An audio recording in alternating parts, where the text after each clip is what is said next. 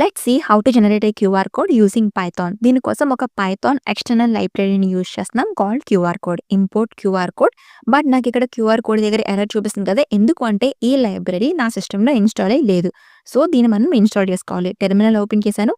పిప్ install QR code. So pip is a command which is use to install any Python external libraries. Package సక్సెస్ఫుల్గా install అయిపోయింది. So ఇప్పుడు మనం QR కోడ్ని use చేసుకోవచ్చు. Import QR code.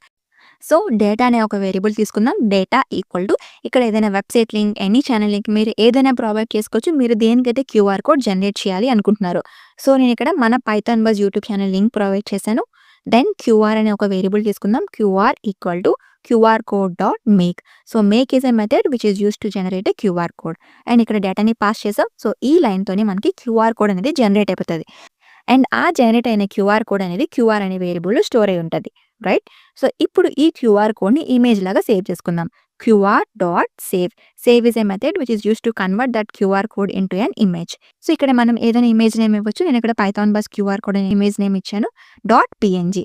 ఇక్కడ not only PNG, JPEG, dot BMP ఏదైనా మీరు provide చేసుకోవచ్చు. Any extension. సింపుల్గా ఒక ప్రింట్ స్టేట్మెంట్ రాసేసాము.